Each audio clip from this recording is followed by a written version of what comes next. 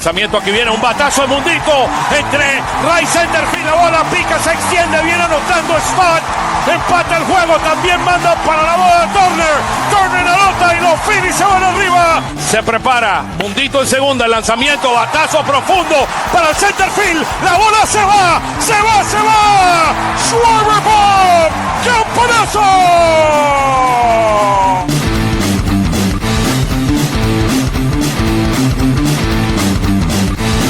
Aquí viene el lanzamiento, swing y lo ponchó. Ponche de Alvarado, amigos.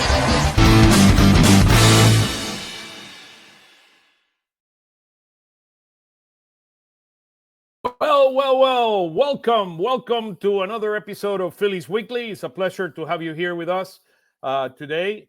We have a very, very special program. We know it was not the ideal week for the Fightin Phils. We went 2-4 this week, but things will get better. This is a marathon, not a 100-meter race. So with that said, let's kick it off. Let's start with Jeff. Jeff, how are you, brother? Hey, pretty good, Oscar. By the way, I think what we need to do is have the graphic department get that call that you had of Amundo Sosa's home run rob the other day. Oh, my. I had to do some additional things, but we'll include that one, man. We'll definitely include that one. That was a painful game, let me tell you. That was a painful game. It was Mundito made that play, and then we let that ball drop, and then the 3-run homer. I mean, and the rest is history. I mean, Wheeler was not the same after that error. I mean, it was definitely a mental error. I mean, and Johan should have gotten that ball. He didn't, and we just got to move on. So, microcosm of the week. Yep.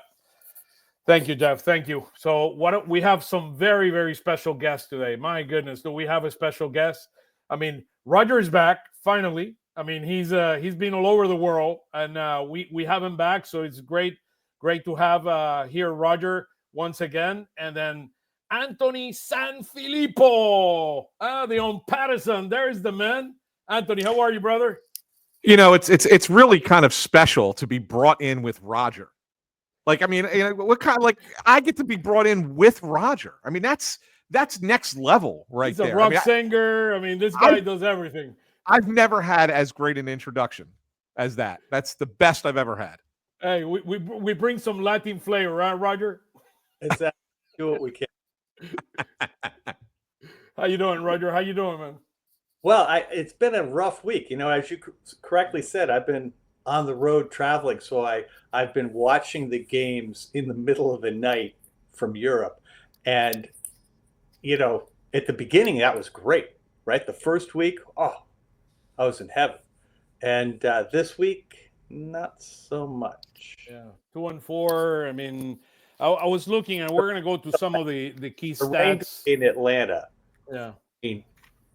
I basically was waking up in the morning, and they were still in the rain delay. So it was like, I mean, let's start there. I mean, and I'll get your perspective on the seasons in a minute. I mean, MLB, it's a travel day for both teams. Atlanta needs to go to Atlanta. I mean, to Tampa.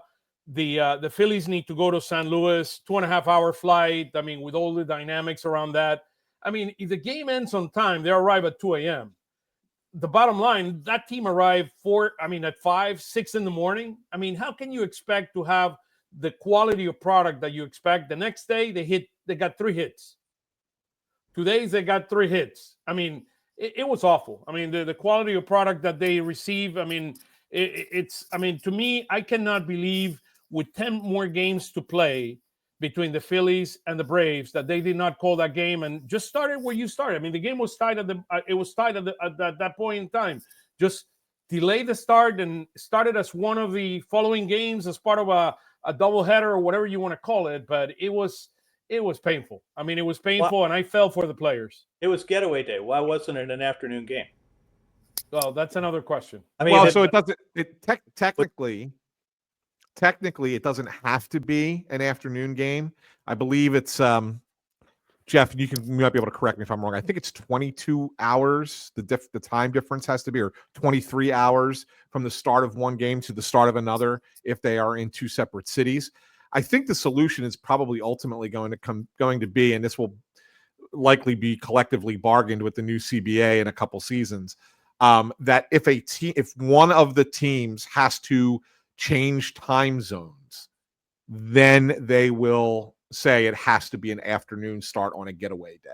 I think that's going to be the ultimate solution so you have that middle ground. Atlanta's got problems with afternoon games. That's why they don't do them. They try to not have them. Yeah. Yeah. Remember that was a big issue in the playoffs a couple years ago when they had afternoon games, and yes, the Braves would have preferred to have a night game, but they were at the mercy of television at that point, and Fox won the game at 1 or 2. I remember the Braves were vehemently complaining about the start time of that. They said, "Well, we normally don't play day games at Truist Park unless it's on the weekend for that reason." Yeah, I mean, if it's the end of the season, I mean, we're getting ready for the playoffs. I get it. I mean, you got to play the game. 2 hours and 45-minute rain delay. The game ended at 1:30 in the mornings. They have to travel. I mean, Atlanta had it easier. They had to go to Tampa. That's a lot closer than St. Louis is to Atlanta. So it was painful. It was painful, and the product got affected by it. And look, I know, I mean, some people won't care, but we care. And that's kind of why we're here. And again, if you have any comments, just write us. I mean, any comments, we welcome all your comments. We're today on Instagram, Facebook, YouTube, and X, kind of all the platforms. I mean, we had a great show last week, and we're looking forward. Tyler will join us momentarily from Phil's Tailgate. I mean, he always brings some very interesting stats. I'm looking forward to have him here on the show momentarily. But why don't we start? Let's look at. I mean, we're 9-6. I mean, it's a good. I mean, it's a good start. It's not a bad start. It was a bad week without a doubt. I mean, a 2-4. Anthony, give us your perspective. Where do you see the Phillies kind of at a high level? And then after that, Roger, Jeff, and then we'll go into the questions. So 9-6 is not a bad start. I mean, overall, I mean, if you play 3 games over 500 every 15 games, think about where you're at the end of the season. I mean, you're in a really good spot at the end of the year. And so 9-6 is not a bad start. That being said, I look at it and I do see some red flags here. The Phillies have won some games because of their pitching, and they're not winning games because of their lineup, other than maybe the first game of the season or even the two games they won against Washington. But even those occurred late in the game. Since the second game of the season, they're only averaging 3.2 runs per game, which is 25th in baseball.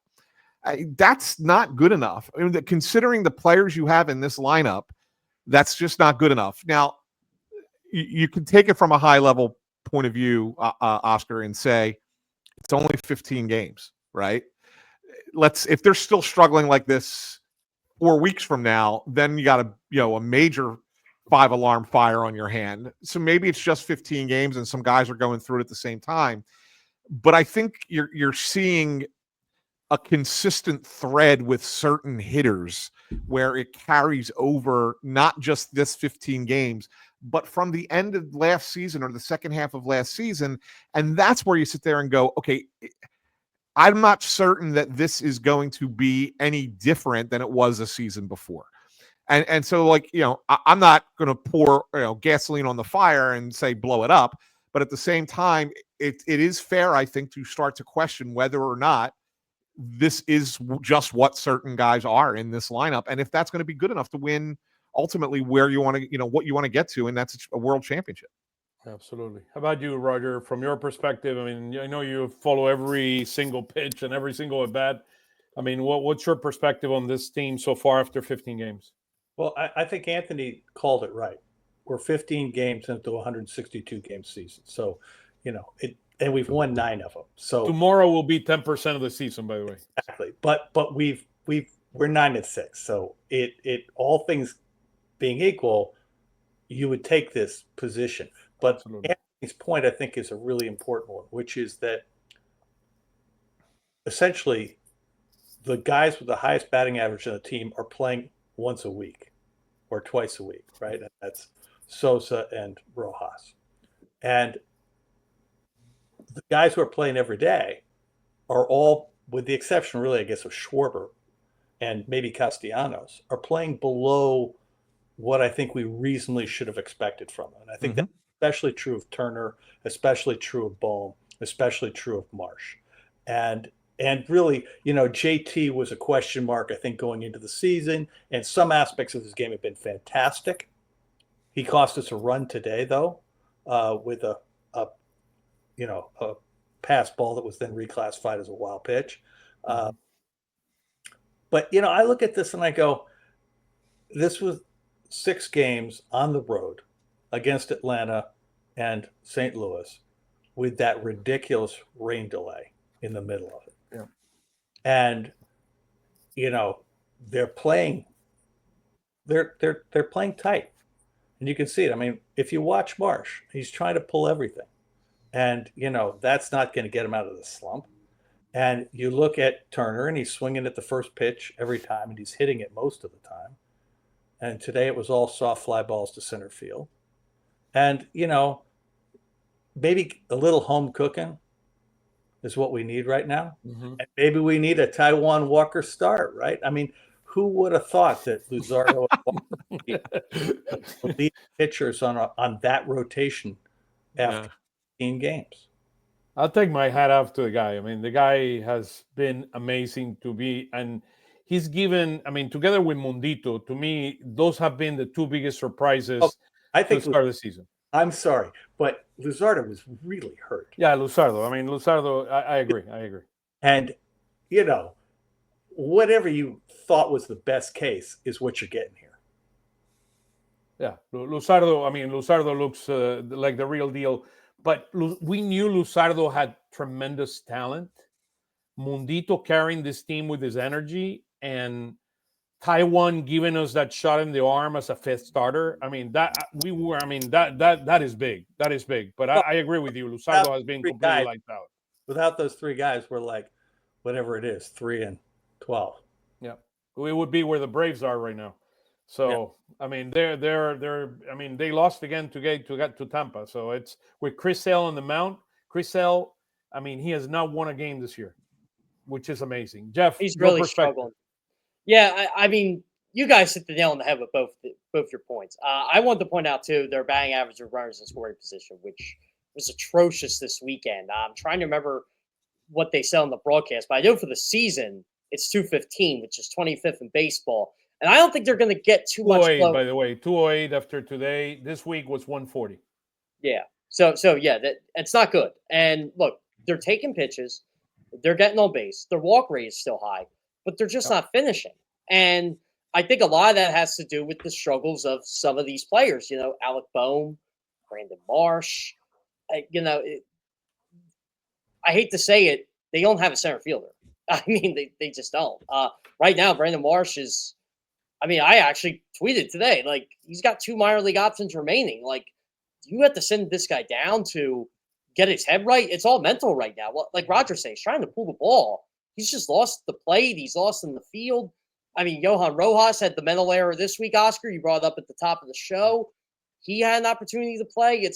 There's just so many holes right now that we were concerned about going into the year that they're showing up. But I got to give this team credit. Every game, this team has a starting pitcher that can win the game right now. Even Taiwan Walker, which he's been incredible so far. And honestly, I think that's why they're 9-6, because they have one of the best starting rotations in baseball, and it's carrying them. Yeah. So let's look at some stats, and then we'll kick this off with kind of the question. So the Phillies have scored 60 runs. That's 19th in baseball. Our runs per game, we're at 4 runs per game, which is number 17. Our walk rate, which you mentioned, is number 2 in MLB. Actually, if you look at it per 9 innings, it's 11. I mean, it's 11.9%, which is number 1 in MLB. And our strikeout rate has been at 10%, which is number 10 in MLB at 21.5%. So those numbers, I mean, but our production with runners in a scoring position, I mean, it's absolutely atrocious. So last week, we were at 240, which is kind of our average. The first week we were at 250, so we were 8 for 32. Last week we were 12 for 50 at 240. Our batting average with runners in scoring position this week was 6 for 43, 140. I mean, that's absolutely awful for the season. We are 26 for 125 at 208 for our batting average for runners in scoring position, which is a big issue. So, we'll talk more about the lineup in a minute. Let's start with this. Let's start with the first question. What is the Phillies' ideal lineup? I mean, we're scoring 4 runs a game, which is 17 in MLB. I'll throw it out. Let's start with you, Roger, and then we'll go to Anthony and Jeff. Your perception, I mean, your perspective, what would be the ideal lineup for the Phillies? So I want to start with the important caveat. I'm a fan, so I'm not the guy who's going to second. Come on, you're the expert. Come on, don't throw us that one. We heard this one before, Jeff, right? I think if we want all the time, if we want to spice things up for a game or two against left-handed pitchers, I would love to see Turner, Sosa, Harper, Schwarber, Castellanos, Kepler, Real Muto, Bohm, Rojas. Right? So who's sitting down? Because everybody's throwing lefties at us Who's now. sitting down for Sosa? I'm sorry, Sosa's hitting second in that lineup. Yeah, no, but where is he playing? He's playing at second base. Okay, at second instead of Stott? Instead of Stott against lefties. Or lefties. By the way, Roger's going right-handed heavy, which is smart. Right-handed pitcher, I would put him in at least 2 days a week and place a Bohm until Bohm gets his head together. That's if you're trying to spice things up. Yeah, I agree. But that's just throwing spaghetti at a wall, right? I don't think that's the kind of way they're going to run this team. Anthony, your thoughts in terms of the ideal lineup? Who leads off for the Dodgers? Ohtani. Who's their best player?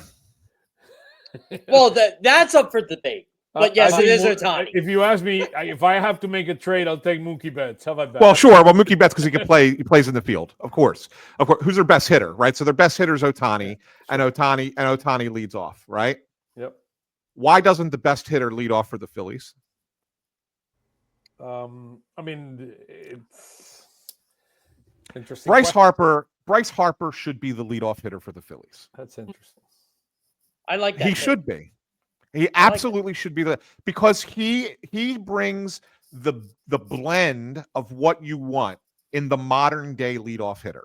And the blend is somebody who can hit for power, somebody who does get on base, somebody who does work the count and take pitches, and somebody who can hit to all fields. That's what you need in the modern day of Major League Baseball to start off of a lineup. And then you can work it from there. You could still leave Schwarber in the cleanup spot, right? Or hit him third. I know he hit third today, whatever. But you could still bat Schwarber in a run producing spot, right? Would you bat Schwarber behind Harper just to protect him, though? No, I wouldn't. I'm a believer in if you can alternate to do so, because you don't want to set up your lineup in such a way to allow an opposing manager to set up their bullpen against your lineup, and to just constantly bring in the lefties whenever they come up, right? So you do want to have somebody in between them. Turner should be the guy in between the two, in my mind. But Turner's struggling as well. I would go Harper, Turner, Schwarber. Castellanos isn't a cleanup hitter, but he's the best option you have right now in the moment. I would probably go Castellanos 4, I guess Kepler 5. I mean, you see what I'm saying? Like we're starting to run out of options eventually, right? Yeah. And then I guess you go. I mean, Bohm's not hitting, but I would still put Bohm ahead of Real Muto or Marsh or Stott, right? I mean, I would still hit probably Bohm 6, Stott 7, Real Muto 8, and then Marsh 9. That's against a right-hander. Obviously, against the lefties, I agree with Roger. I would have Sosa in the lineup and Rojas, I guess. I'm not a big Johan Rojas guy as far as the way he hits, but that's who you have on the roster. It's concerning. It's concerning, guys. I mean, like this lineup has holes, but I think when you have a lineup that does have holes, you have to make your best players bat the most. And Bryce Harper should be at the top of that list. And I think today Harper, it was interesting that he put Harper and Schwarber back to back. I mean, in second and third with a lefty on the mound. I think he's experimenting and trying to see what he can get. But yes, and what he's doing, I think, Oscar, is he's recognized, and I don't think Rob Thompson's necessarily doing this wrong. I think Rob Thompson recognizes the only guys who I can truly rely on in the long term, in this lineup right now, are Schwarber and Harper. Yep. So let's get them as many at bats as possible. So he's batting them second and third, but the only reason he's not batting Harper one is because Harper doesn't like to bat one. Sure, That's the only reason. And like, to me, I think it's got to get to the point where we say, Bryce, even if it's not long term, even if it's just until we get the rest of these guys going, can you do it for us, please? Well, I think this sounds like my Bryce Harper should be in the outfield thing. Well, I agree with that too. Not because I don't think not because I think Harper's a bad first baseman, but I think you would have had, if you would have come into this season with the notion of, hey, we could put Bryce back in the outfield, instead of going to get Max Kepler, you could go get a first baseman who can help your lineup in the middle of the lineup. Like that would have been a better path. But instead, they kept Harper at first base and kind of pigeonholed themselves into finding an outfielder. And I'm not sure that Kepler was the right fit because he can't hit lefties. So you basically got another platoon outfielder out there. How about you, Jeff? What are your thoughts on the lineup? Yeah, I mean, I agree with Anthony on Bryce Harper should bat leadoff, but him and I both know Bryce Harper just doesn't like to bat leadoff, which I'm glad he pointed that out. So I would put Kyle Schwarber there. Against righties, definitely. I would do Schwarber. I still would probably do Turner second. I still believe Turner is a good player, even though he doesn't show it pretty much 4 times a week. It feels like anyway. Probably do Harper third. Then you get to the clamp spot, and you're just like, okay, where do you go here? Like, Alec Boehm's struggling. I mean, ideally, you probably would like him there. I don't think that's going to be the case. So I think you put Nick Castellanos there. I think, maybe he goes fourth.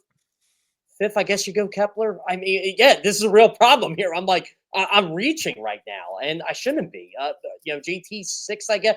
Brandon Marsh, I don't want him in the lineup at all against righties or lefties. It's actually hitting worse against righties this year than he is against lefties, which is really telling you how much he's struggling. Against lefties, I guess you put Johan Rojas out there in center field. You have to put Edmundo Sosa in against lefties. Yeah, against lefties, I guess top of the lineup. Do you put Turner? Do you put Sosa maybe? I mean, Sosa's hitting well. This is a real problem, and I don't know that I'm glad I don't have to do this every day, because if I was Rob Thompson, whatever, and he's got a lot of hair, but he'll be losing it this season. Yeah, I know it's a tough. Look, the reality. Schwarber has been the leadoff for the last 3 years for us, and he's paid off. I mean, to me, Schwarber should be the leadoff on this team. After we start experimenting a little bit, as you mentioned rightly so, Anthony, Harper does not like to hit either first or second. He prefers to hit third. And look, I think you put Schwarber, Turner, Harper, and then unfortunately you need a contact guy behind Harper. Because if not, look what happened the other day. They put Castellanos. He struck out 5 times in a game. I mean, 2 days ago. I mean, but I think he's the default guy. I mean, look, Kepler is not. I mean, he produces. He's inconsistent yet. I mean, I do believe Kepler is going to help this team. I think he has 25, 30 home run power for us this year. But I do believe that Schwarber, Turner, Harper should be our lineup. I mean, to start off, and I agree with, for now, sitting March and Stott with Mundito. And I would not mind sitting down Baum once in a while until he gets his confidence back. He needs to get back. Look, I believe, I played for a long, long time baseball. I mean, not at the MLB level, but I played in college. And look, if a guy's in a massive slump and is rethinking and thinking things too hard, you sit him down for a couple of games. What's wrong with that? What is wrong with sitting a guy a couple of games so he can kind of regain himself? I mean, rethink about it, take some pressure out of him. And then I don't see that. I mean, I think when somebody makes a mistake, they're trying to get him back in the lineup again. Look, sit him down for a couple of games. Let him think about it a little bit. I mean, take some pressure off. Do some things in batting practice to kind of regain your form and get there. So I think we need to get back to basics. That's what upset me today with Marsh playing. I'm like, okay, like you got Johan Rojas in there. You're just going to put a lefty in against a lefty. Why don't you just play Max Kepler at that point? Yeah. So look, I would go back to basics. I mean, what got us here We've been very, very successful with the Schwarber, Turner, Harper lineup. I mean, in my view, that's kind of the way I do it until Bump can get up and going. I mean, you're going to have to shift that fourth hitter. Look, when you see Edmonds being the fourth, Edmonds is one of the hottest hitter in the Dodgers. They put him fourth. I mean, whomever is hot, you put it behind Harper, and that's what you need to do. You need to ride the wave. And I do understand that a lot of our hitters behind Harper are in a slump, and at least Castellanos is hitting 830. His OPS. So maybe try it with Castellanos for 2 or 3 games, and if Baum regains his form, I mean, bring him back in. But I do believe Schwarber, Turner, Harper is probably our ideal lineup. So let's talk just for a minute. And I know we've been talking about it. What's going on with the daycare? I mean, God, Oscar, that is a scary OPS I'm seeing right now with Alec Bohm. 331. 331 after today's game. I updated after the game. 439 for Marsh. Like this is not good, guys. Yeah, I think Stott is ultimately going to be okay. I do. I do. I think that OPS is a little low, sure, but I do ultimately think that Bryson Stott's going to be okay. If you start looking deeper into the analytics, and I'm a fence sitter with analytics, just in general. I don't necessarily buy into them all the time. I think we can get kind of lost in the weeds with them, but I do think that baseball, more than any other sport, they're applicable because you could look at certain things and identify, okay, well, there's a reason for that, et cetera, et cetera. And I look at Bohm's at bats, and the guy's still hitting the ball hard, even though he's making outs, right? And so at the very, very least, as frustrated as he is with himself, and I think that's his biggest problem, that he's in his own head, which is why I agree with Oscar that maybe you do sit him down for a couple games to clear his mind, because I don't think his swing looks bad. I don't think his approach is necessarily poor. Yeah, he's had a couple games where he swung at first pitches, but other than that, I think that his swing still looks the same to me, sure. And he's just hitting balls at guys, right? And so I do think Alec Bohm will be better than that 331 OPS that you're seeing. Brandon Marsh is the one that I don't believe in. I at this point, I'm not convinced that he's an everyday player. He's probably a 4th or 5th outfielder on a team. And that's okay if he's that. And he's good. There's nothing wrong with that. Yeah. Right. But then you have to accept that that's what he is and stop trying to force him to be something that he's not. And that's where I think that the Phillies are making a mistake right now by making him try to be your regular center fielder or regular outfielder. I just don't think he's that guy. Anthony, you and I talked about this last year too. Remember we were talking about Marsh? It was around this time last year he was getting at-bats against lefties, and he started 0 for 20 or something, and yeah, they just ditched it, and we're like, well, actions speak louder than words. All of a sudden, they want to force this again. Yeah, I don't understand it. I mean, there is nothing in his history, in his career, that shows that he can hit left-handers. And I know that the old adage is, well, if you never faced righties and then all of a sudden you were put in there against righties, you wouldn't hit them either. Well, yeah, I get it. I understand repetition makes you better at what, at something. But there's enough of a sample here over the course of his career now, 4 or 5 years in the league, that shows that he just can't do it on a consistent basis. And he strikes out way too much, especially against left-handers. You got to platoon him. You have to, at bare minimum, you have to platoon him. And I agree with you guys. I wouldn't even make him the starting outfielder. I just put him in once or twice a week and have him as a bench guy. Roger, your thoughts on the daycare? So I think the problem is in the clubhouse. And I blame Stott, because he said we're going to grow up and we're not going to pour water on people after the games. And he took all the fun out of it. Well, you sound like that. It doesn't feel like they're having the same fun they had before. Oh, they're not having the fun, and you can tell. And I think losing Hoffman did something to the chemistry also, okay? And, I think they've brought in a very quiet, serious guy in Kepler, who isn't the same kind of vibe as what they had. German. I think they've taken away from daycare that happy-go-lucky thing that got them through the difficult times before. And again, this is just a hypothesis. And guys, I think as bad as Marsh has been, the notion that he stands out in this lineup, I just don't agree with. I mean, Kepler has been terrible. Turner has been terrible. Obviously, Bohm is terrible. But Stott's not playing as well in the field, and his hits are not coming necessarily where you would like them to come. I mean, this team, the other day, they had second and third, nobody out, and 3 straight guys struck out. And, that's the problem they had last year. Today, Harper was at second, and then Schwarber and Castellanos struck out. I mean, right. And you look at this, the strikeouts are coming in really bad places. Yeah. So their strikeout rate is down. But if you look at where the strikeouts are coming, the opposing pitchers are getting strikeouts when they need them.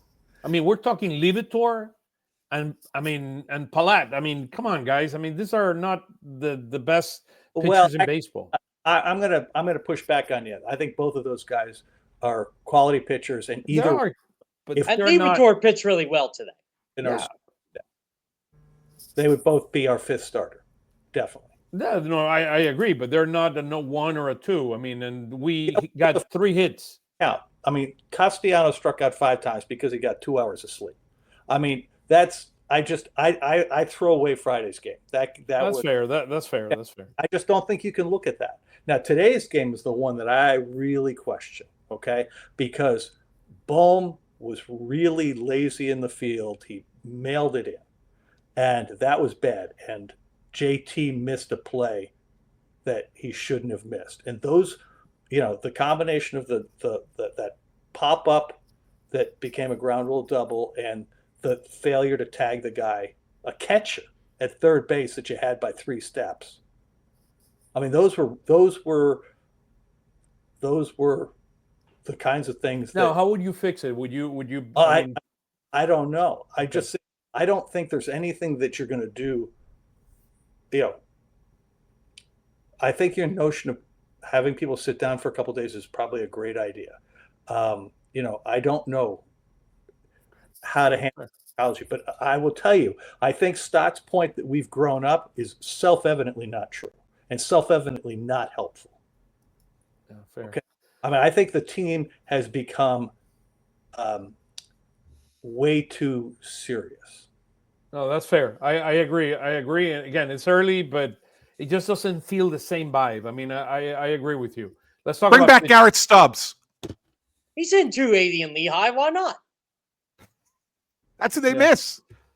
They do. He is the chief vibes officer. And look, the Iron Pigs won 8 in a row this past week. I mean, Coulter is a very, very important thing. I mean, we know it from the corporate world, and we know that would be true in a place where you have to perform at the highest level and that you got to be there every single day. So, I mean, hopefully we can find a round, and some of these victories can get us back into the fun way of doing things. Let's talk about some of the positive things. The starting rotation. I mean, the starting rotations have been amazing. As you said, Roger, Luzardo has looked incredible. I mean, he's looked incredible. I mean, he until a couple of days ago, he was leading MLB in his strikeouts. I mean, and with a great initiative. I think, Dave did a tremendous job bringing that guy in. I think that guy he has a tremendous arm. He needs to continue to grow as a pitcher, but the guy has talent. I mean, tremendously. Health is the biggest part that we need to keep him healthy. Any thoughts in general about our starting pitching so far? He's the youngest guy in our staff, and that's incredibly exciting. I love that part of it. I was pleased by Nola's most recent start because he didn't give up a home run. And if we'd had any offense at all after that short night, he could have won that game. But Nola has not been good. And the last 2 starts from Wheeler have been disappointing.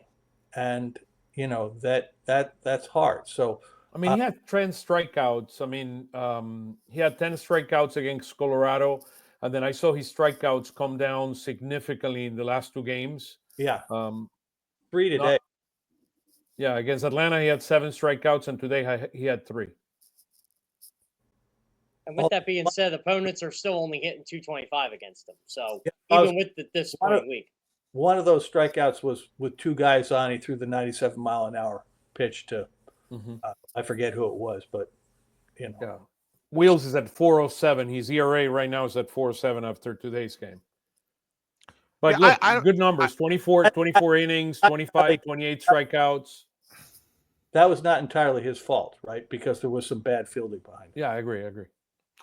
Go ahead. Yeah, I mean, sometimes that kind of stuff happens, right? So you have bad fielding behind him in Atlanta, right? That he who knows what the numbers look like for Zach Wheeler if Rojas makes that catch in center field, right? Does he probably goes at least 6 innings and less than 3 runs again, and then we sit there and go, oh wow, that was another great start by Wheeler. So. Today was not his best outing, but number one guys are allowed to have an outing like that every once in a while. And his velocity was there. His velocity has been there, so I'm not worried about that. And I'm not worried about Wheeler he at had all. 3 hits and nothing after the third one out in the 3rd inning. So that was not his fault. Yeah, our last hit was in the 3rd inning. Harper a hit to right field. That was our last hit in the entire game. This team didn't have an extra base hit today. You're not going to win baseball games. I don't care how well you pitch. Yeah, exactly. Yeah, the thing with Nola, look, I'm a big Nola guy. I believe in Nola maybe more than a lot of people do because he is such a cerebral pitcher. Yeah. He doesn't throw 98, right? So his mistakes when all pitchers make mistakes, right? But when you throw when you don't throw 98 and you make a mistake with a fastball, you're going to get punished for it, right? Whereas when you throw 98, if it's a mistake, you're probably there's a chance it's going to get fouled off or whatever. So the velocity helps in that regard. What my concern with Nola so far this season is his velocity isn't where it normally is at this point. It's down. It's down just a tick. And when you don't throw hard to begin with, and then your velocity is down, there's not enough of a separation in velocity between your first and secondary pitches. And so therefore you have to be all that more precise in order to be successful. And he hasn't had that success yet. I give him a ton of credit for the way he pitched against the Dodgers because he had no fastball, no curveball that game, and only gave up 3 runs in 6 innings against that lineup. Yes, there was 2 home runs, but the reality was he kept the Phillies in the game. And so the same thing with the St. Louis game, as Roger was saying, wasn't his best stuff, but he's such a smart pitcher that he limits them to just 2 runs in 5 innings. Now, sure, you'd like to see him go longer than 5 innings, but at the same time, when he left the game, the Phillies still had a chance to win it. And it was because of how he pitched that they still had a chance to win it. So I would love to see that velocity start to climb back with Aaron Nola. If it does, if he starts getting back to 94, 95, topping out there with that fastball, then I think we'll get the Aaron Nola we got last year. Until that happens, though, yeah, it's another thing to sit there and say, because is that a possible worry? I don't know, maybe. Yeah, and this week should be a little indicator the fastball may be up a little bit because it is going to be warmer. The last couple starts, Aaron Nola's pitch has not been ideal even for him. Look, right. I think Wheeler and Nola, I'm not worried about. I know they pitched a lot of innings over the last few years. Those 2 guys, I'm not worried about. They're going to come around. I think the key point that Anthony was making that we should all internalize is that we have the 5th best ERA in the baseball, and we haven't seen the best from Nola or Wheeler. 100%. And both of them are likely to get better as we go from here. And if Luzardo can stay in the same basic area code that he's in right now, then we could be a lot better, right? Our starting staff could actually get better from here. And that's a very big deal. With that said, let's talk about Taiwan. What are can he keep it up? Can he keep it going? He'll give up a run at some point. I mean, look, I think it's a great story, right? It's a fantastic story. It's fun, and I like the guy. I've talked to him a lot, and I really appreciate him as a person, being a stand-up guy, even when was at his worst last year. So I in a way I root for him. I want to see him do well. But I also don't think it's going to, whether he's pitching well or not, I think he could be Spencer Turnbull from last year. Yep. I mean, as soon as Ranger's ready to come back in the rotation, Taiwan's going to the bullpen. No matter what, he's going to the bullpen. Like they're not going to keep him in the rotation and send somebody else. I don't think. I think Ranger, and it's a great question that you just popped up there, Oscar. Should Ranger join the rotation when he returns, or should he come out of the bullpen? I think he's going to be in the rotation, but I do think it's worth a question about potentially moving him to the bullpen when we get to Andrew Painter later this year. I think that's a fair question, but I don't think you take Ranger. I don't think Ranger loses his job just because he had some back stiffness in spring training and it's delayed the start of his year. I mean, Anthony, do you think we do a piggyback with Ranger and Taiwan, or Taiwan and Ranger? Yeah, probably.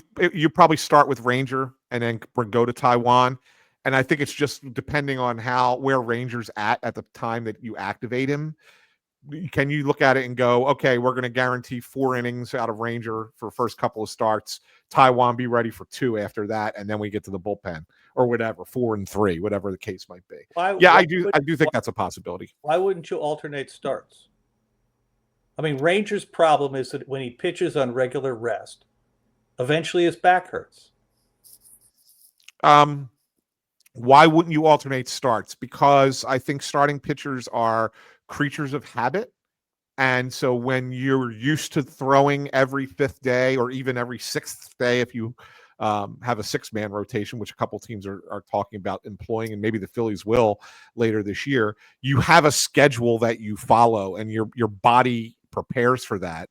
If you're now going every other start, Roger, I think you're saying, okay, now I start and then I don't start again for 11 days, 10 days. That's a lot of downtime to keep yourself ready to go.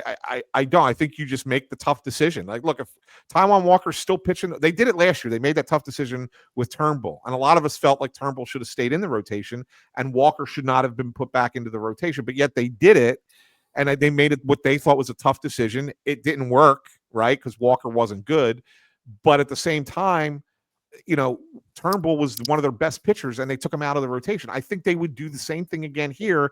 If Taiwan Walker keeps pitching well, they're going to take him out of the rotation. I'm worried. I mean, and Roger, you started bringing it. I'm worried about Ranger. I'm worried about Ranger's health and his back.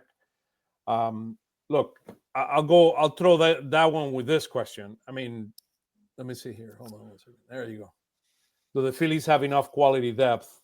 We have our ERA in the bullpen is 4.27, and I know that Romano hopefully is going to be better after the 2 outings he had this week.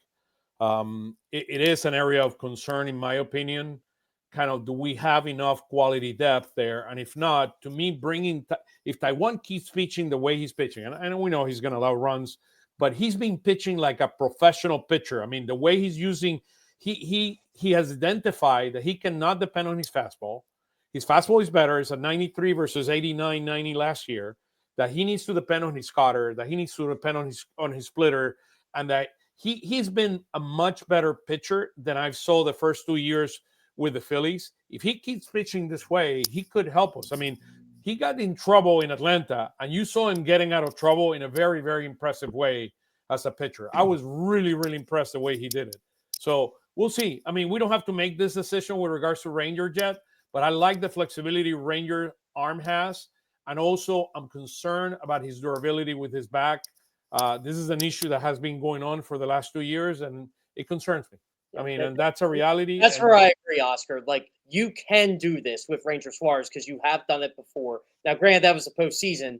But in 2021, he was flexing between the starting rotation and the bullpen. So he has done this before. So that is an option. But I agree with Anthony. Like, the second Ranger's back, he's going to go in the rotation. Taiwan Walker is going to be in the bullpen.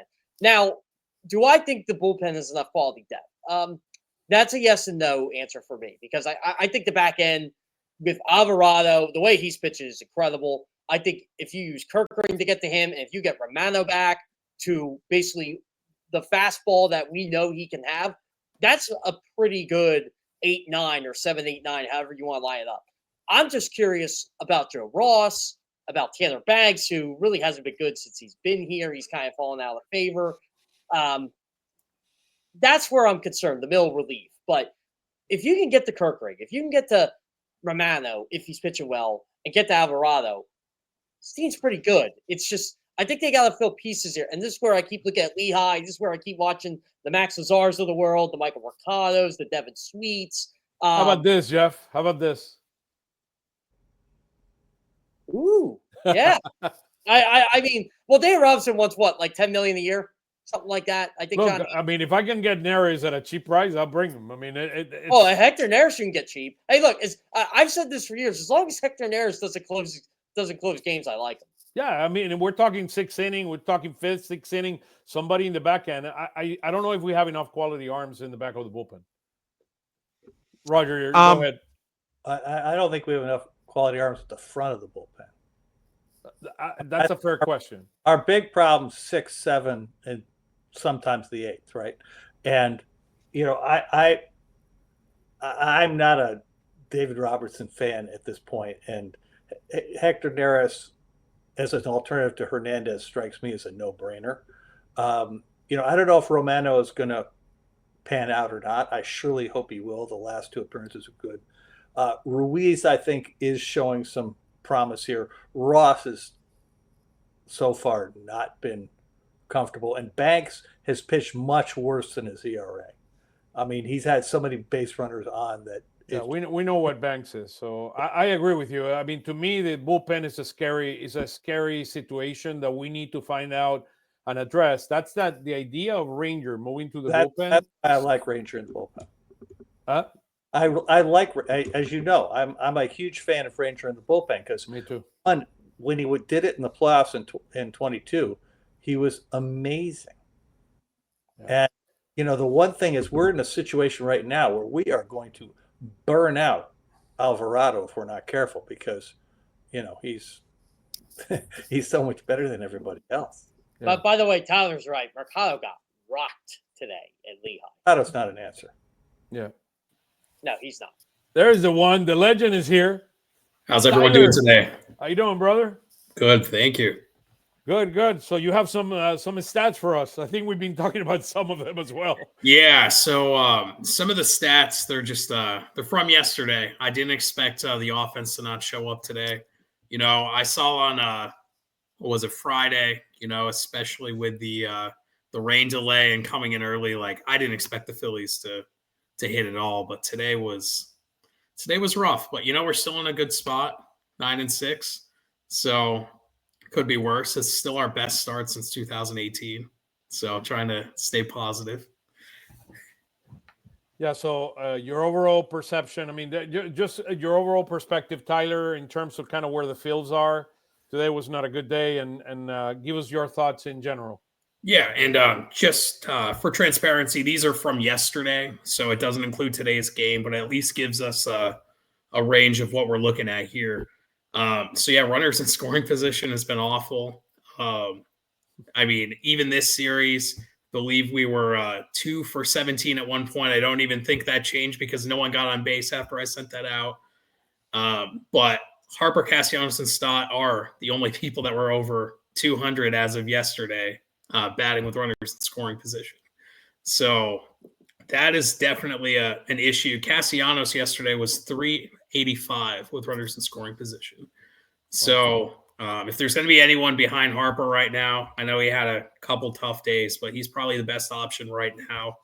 But that just has to be something unless they get a bigger bat where you just have to ride the hot hand behind him.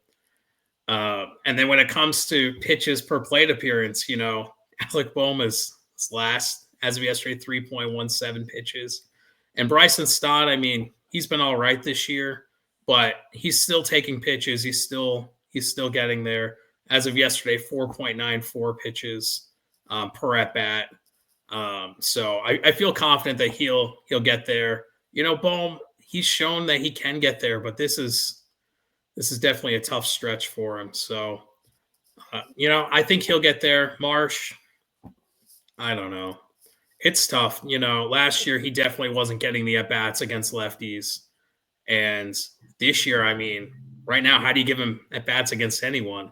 I think he needs a couple days off to really regroup, and hopefully they make that change for him. Tyler, have you looked at the pitches per plate appearance for less than the whole season? Because my impression is that Bohm is under 2 on this road. Yeah. No. Well, he had. I'll give you an update, Roger. And today his first at bat was a really, if you remember, it was a long one. He had Long. 8. I 7 think eight. I think it was 8 pitches actually. His second at bat was 3 pitches, and his third one was 1. Right. So it got shorter and shorter as the day went along. It was the getaway game, guys. If you guys watch that ninth inning, they couldn't wait to get out of there. Yeah, he had a game recently where he had 4 plate appearances, 5 pitches. Yeah. It hasn't been great, but it's really bizarre too, because it seems like he's getting very unlucky on a lot of these balls that he's hitting though too. So, I mean, of course there has been terrible at bats, but there's been quite a few at bats where I've seen him make contacts and I'm like, I feel like that should actually be a hit. So I think there is a lot of that too.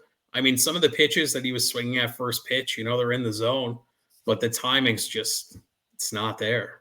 There was an at bat. I think it was it might have been the Dodgers series. I'm trying to remember. It was definitely at Citizens Bank Park where he swung at the first pitch. I'm like, okay, I think anybody here would have swung at that pitch. It was like middle in, and he just got out. I'm like, all right, you just kind of tip your cap at that point. But you're right, Tyler. Like some of it is unluckiness. Like, and I've been pointing out Bowman struggles for 2 weeks too. But you just kind of feel like that might come around as long as he can get out of his own head.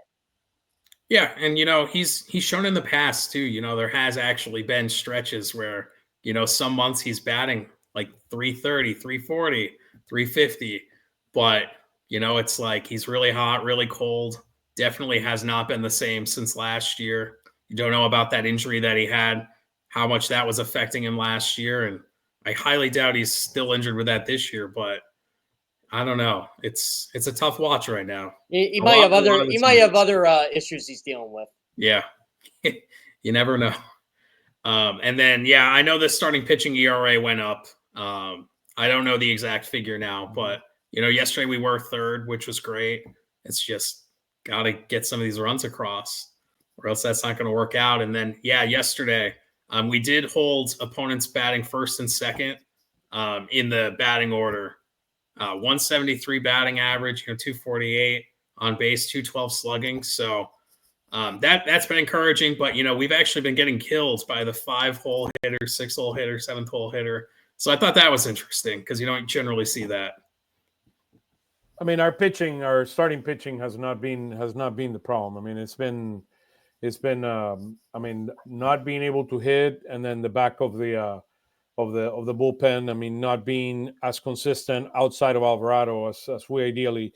Kirkering, for example, this week had a very bad outing in Atlanta, and then he kind of regrouped himself yesterday. So he looked much better yesterday.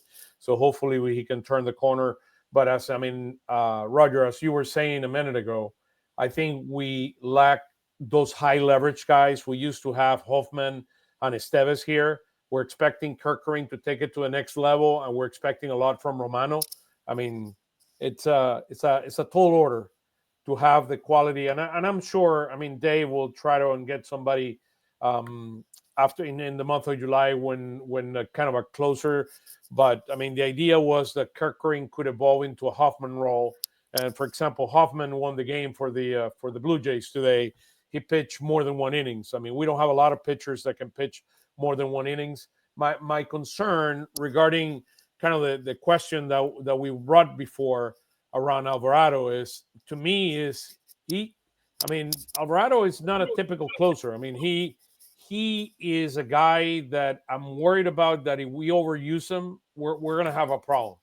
I mean, he's had elbow issues before. I mean, we just need to be very, very careful with putting all the baskets in the arm of Alvarado. And I'm worried about, and I know that he's our best option to close right now. So again, I come back to Ranger. I mean, you need a second guy you're willing to give the 9th inning to. And I mean, I think that experiment is worth running, particularly when he first comes back. I agree. Right? I agree. Just give him just get him back into the feel of things, because God knows, I mean, what we've thrown out there in the 8th inning has been inconsistent. I mentioned it on the broadcast. The that other we should the other consider- night, Kirkering was the guy because Alvarado wasn't available. Like he would have been the guy in the ninth inning. Of course, never came to it because they got shut out. Right. I mean, Kirkering needs to continue to grow, and we love Kirkering, and we know that he continues to grow on that pinion. But you need that additional arm. We had Esteves and Hoffman before. I mean, in addition to Alvarado, to Strom, I mean, to Kirkering. I mean, right now you're banking on Alvarado being the guy, and it's too much. And Well, look, and let me just mention this, Roger, and I'll let you make the comment. One of the things that I mentioned on the broadcast is, look, Ranger is not ready. It's not built up yet. He pitched 3 innings. I mean, he didn't allow a run.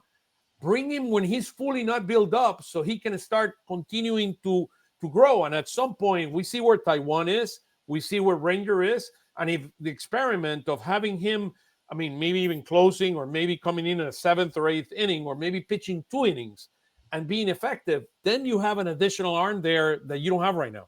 Quality arm. Go ahead, Roger. Sorry. I was just going to say, Strom has been coming back a little bit more slowly than we would have liked, right? He's not, I think the frequency of his appearances is greater than it was a year ago. Or the distance between his appearances is greater. And, I mean, I hope he's going to be fine. I mean, until today, he hadn't given up a run. But he's had some moments where he looked shaky. Kirkering's had some moments where he looked shaky, but he's still super young. So I'm very, very high on Kirkering. I'm more looking at this as I don't expect Taiwan to pitch great for the whole season. I think Luzardo is likely to have some period where he's not that great. I expect both Wheeler and Nola to do better than they've been doing. But in that scenario, you can afford to put Ranger in the bullpen. And from what I hear, they're not planning to re-sign him. So they should get the most out of him this year that they can get. I agree. And he's a very, very valuable pitcher. I mean, No health is the key. I mean, I look at this like, wow, he would be an amazing addition to the bullpen. Right? We'd be very left-handed heavy, but so what? We're Imagine, left-handed you can bring heavy in him the on- lineup too. Yeah. What's the difference? Just imagine you can bring him on the 8th inning and he can pitch you an 8th and a 9th inning when Alvarado pitched the previous day. I mean, because of the flexibility that he brings you. I mean, how comfortable would you be in that scenario? I mean, in the scenario where you could really let Wheeler and Nola feel like they can really stop after 6 every time. But do Anthony, you what think are that your the thoughts? Phillies would actually do it because of, he's heading into free agency and he's got Boris now. I mean, maybe later in the season, but I feel like they owe it to him to. See, I'm start back in on the rotation. Tyler Anthony thing. I say they won't do it. Yeah, I think it's a possibility for later in the season. I just don't think it's a possibility right off the bat. Right. What I'm saying is do it in the beginning while he's building up his arm. So you have that quality extra arm in the bullpen. And I He's actually fully agree with built that. up. I think that's a great plan. I don't think But- they'll do it. Do you do this when Andrew Painter eventually comes here? This is the general manager who got us Kepler when we needed a right-handed hitting outfielder. So quite clearly, they're not going to do it. But what right-handed hitting outfielder were we going to get? That was that's always my thing. I mean, the guy that we needed was Tyler O'Neill. I mean, that's the guy that you needed. I mean, that's Prior year, you had the same need. You had 3 choices, and we didn't take any of them. Right? And one of them won the home run contest at the All-Star game, then hit a ton of home runs to the playoffs on the team that won the World Series. Look, the reality is we've gone to the playoffs the last 3 years. We went to the World Series 3 years ago. This team we have the core of this team intact. We got Luzardo now coming to this team. Hopefully Romano can kind of bring it, can come around and be the Romano that we know from a couple of years ago. So I do believe that, I mean, at 9-6, we're in good shape, right, Anthony? Well, absolutely, right. 9-6 is as I said at the top. When you're 9-6, if you go 9-6 every 15 games, you're in a great spot at the end of the season. By the way, guys, that's a 97 win pace. Yes, And yes, if I better than last year. Yeah, That's why he worked for CBS Sports. Let me tell you. I just did on my phone. I'm like, oh, you know what? I'm going to do this here. 600 win percentage. Boom, boom, boom. Well, I mean, it's 90. I mean, here's the easy thing. I mean, I don't want to teach you guys math, but if you multiply it by 10, that gets you 150 games. That's 90 and 60. So Yep. you do know that, okay, that's only 12 more games after that. You can pretty much figure it out from there. They Right? teach you that in hockey. You They teach you that in hockey. See, you did you did it the simple way we learned when we were kids, and I decided I'm going to use a calculator. But we are 9-6 with almost everybody other than Luzardo, Alvarado, and Christopher Schwarber. I mean, we got to give credit to Schwarber too. I mean, he's been having a good season. But I'm just saying, most of the team is playing below the level they played at last year, which will come back. I mean, well, one hopes, and I mean, you got a few guys who are getting older, but one of them, Castellanos, is. I mean, other than Friday night, he's playing in a different way than he played last year, in a way that's really good. Yeah, Roger, I wrote a story about him last week on Pattison, and of course, it was right before the 5 strikeout game. But talking about how his approach at the plate this season has been so much improved, that he's not chasing pitches out of the zone, that he's not striking out, that he's actually walking more than he's walked before, that his contact rate is up, and there's been everything. It's like career highs or close to career highs in all these analytical things. Yes, Friday was the anomaly. He chased a bunch of pitches and struck out 5 times. But if you do take one game, and I hate doing this because I'm not a fan of, well, if you just take X amount of things out, then look at the whole thing. But we are just talking about one game on 2 hours sleep after getting in at 6 o'clock in the morning after a flight in that 3-hour rain delay. So you take that one game out of the mix and look at Castellanos' season. It's night and day from the Nick Castellanos we've seen in the first 3 seasons that he's been here. Yeah. Speaking of Friday, by the way, I heard a couple of these guys didn't even really get to sleep till 8, and so you can kind of figure out how the day went. I mean, if I don't go, I get up at 8 in the morning. So imagine going to sleep at 8 in the morning. No bueno. Wait, you wake up at 8, Jeff? I wake up at 8. Yes. Man, I mean, how do I get your schedule? He's amazing. Okay, he's amazing. Waking up at 8. I love it. I'm 2 hours into my day. Like, I've had my, my morning coffee and breakfast. I'm writing at 6 o'clock in the morning.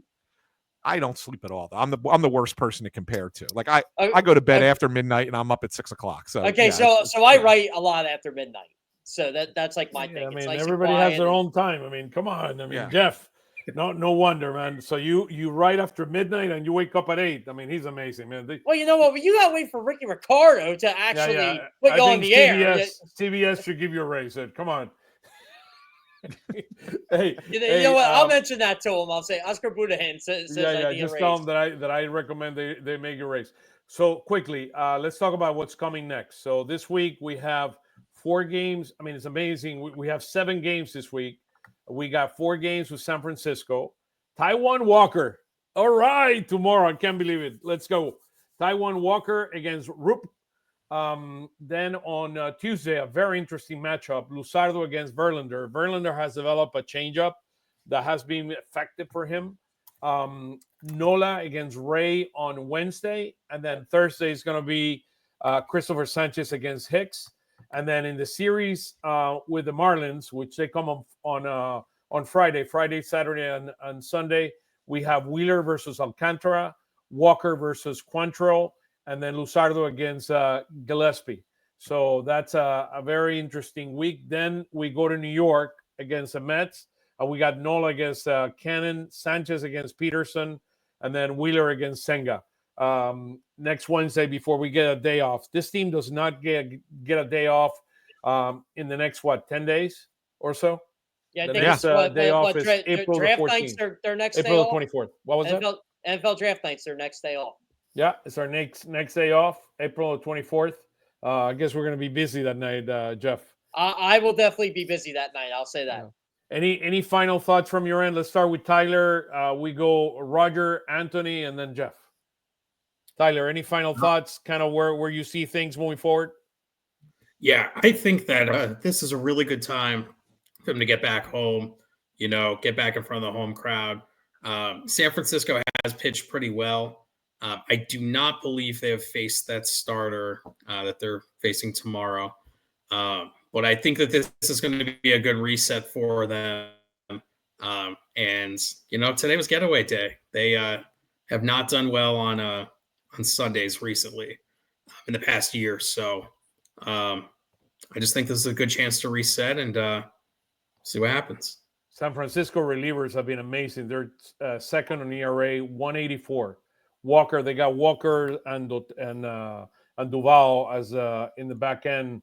Walker has been really, really good. He saved the game today. They won the game in New York, so against the Yankees. So interesting dynamic there in terms of overall. Let me see here. I'm trying to look at their overall number. I think their ERA in baseball, they are overall. Let me see here. I'm trying to look for them. The Giants. Well, I know it went up yesterday from Hicks. Wow. So we got some intriguing pitching matchups. They're fifth in baseball. They're fifth in baseball in ERA at 3.20. Their ERA is 3.20, and then their hitting is it's also Terrible. very good. No, they're not hitting well. Yeah, I didn't think they were hitting well at all. I think their team they batting are, average. They are seventh in runs scored with 75. I always look at run score as a key metric for hitting. They have scored 75 runs this year. But Oscar, I do think that Anthony's directionally correct in that I think their offense is over-indexed so far. I agree. Lee's a very good player. That Asian kid, he's really good. He's been hitting third for them. Yeah, Jung-Hoo Lee's had a great start to his season. Mike Yastrzemski has had a bounce back. Like, he's been on fire to start the year for them. And but Ramos is a good player. Yeah, but Ramos is a good player, but he's not been great so far. I think that their lineup, you could slice through their lineup. It's as you said, Oscar, their bullpen has been lights out, and it's not just Ryan Walker and Camilo Doval. They've both been good, but Tyler Rogers has been perfect so far. I mean, he hasn't given up a run. Randy Rodriguez hasn't given up a run. Eric Miller hasn't given up a run. Hayden Birdsong, their 23-year-old, hasn't given up a run. Good. So you better score off their starters who have struggled a little bit, and not other than Logan Webb. Logan Webb's been good. But also and Robbie Ray. Yeah, Robbie Ray's been off to a good start. He still strikes out a lot of guys. Yeah, and the Phillies can't hit lefties anyway, so that's going to be a tough matchup for them anyway. But you better hit their starters, because if you get into that bullpen, you're in trouble. They can match up with you and they can shut you down quick. Here's another one too. The Giants are like their 12th in batting average and runners in scoring position, but they got 4 guys with an OPS over 1. Wilber Flores is 1.19. Mike Yastrzemski 1.1. Jung-Hoo Lee, as we talked about, 1.05. And Matt Chapman's 1.01. Like these guys are hitting with runners on base, and they're getting big hits with runners on base. So Phillies pitching's got to step up. Okay, Roger. Any final thoughts before we close it? We were trying to keep it an hour, so yeah. I if we can win 4 games this week, I think that will have been a very good week. I agree. I hope we can win 5 out of 7. So that would be amazing. That would be amazing. If we can take 2 from the Giants and 2 from the Marlins, that would feel like a really good week. That's a very realistic week too. Jeff, any final thoughts from your end? They gotta get this Brandon Marsh thing figured out. Where they gotta give him a couple days off, or get him to get his head right. That's kind of been my point of emphasis this week. To me, they gotta get him right. March and Baum, both of them needs to kind of bring it back to where they're capable of doing. How about you? And any final thoughts, Anthony, before we close? Yeah, I mean, I think this Giants series is a big one for them. I know the Marlins have gotten off to a surprisingly good start at 500 for that team, since a lot of people thought that they were going to be one of the worst teams in baseball. They still very well may, but they've gotten off to at least a decent start. But I still think the Phillies are significantly better than them, and probably should win at least 2, if not sweep that series. But the Giants one is going to be a telltale. Because, look, if you continue to scuffle and that offense continues to struggle at home against that San Francisco team, it doesn't bode well for you as you go into the following week. And, you're at the end of a very long stretch of games without a day off. You're playing the Mets, right? I think that these games matter probably a little bit more than maybe people realize for an early season series against a non-divisional opponent. I think they have to at least split it. They have to at least split it. You cannot lose 3 or 4 to the Giants. This is my thing with the Giants. If they don't win the division, I feel like the Giants are going to be one of those teams you're fighting for a wild card spot with. Yeah, for sure. Yeah. Yeah, they're 11. By the way, they're 11-4. The Padres have been extremely hot at 13-3, and the Dodgers are 11-5 right now. It's amazing that they are. I mean, the Dodgers are way behind the Padres and weren't the Dodgers in third place going into today? Technically, I think they still are. They're still in third. Oh, okay. Yeah, they're tied 1-1 right now. The Mets won, so we're a game behind the Mets. The Mets in the last 10 games are 8-2. The Phillies are 5-5, as well as the Marlins. Let me see where the Giants are. Giants are 7-3 in the last 10 games. So it'll be interesting, guys. Cannot thank you enough for joining us today at Phillies Weekly. I mean, it was a 2-4 week, but hopefully, I mean, as Roger and Anthony, Tyler, and Jeff said, we'll have a much better week this week, and let's go kill the Giants. Thank you so much, guys. Have a wonderful week, and God bless. Take it easy. Thanks so much. Go Phils.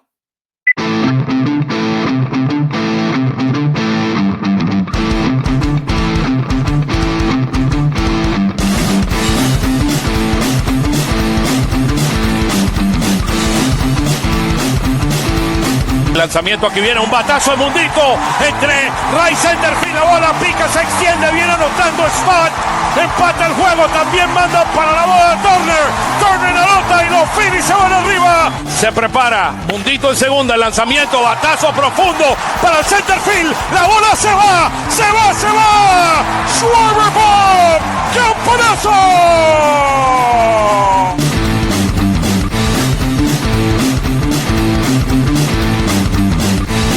Aquí viene el lanzamiento. Swing y lo ponchó.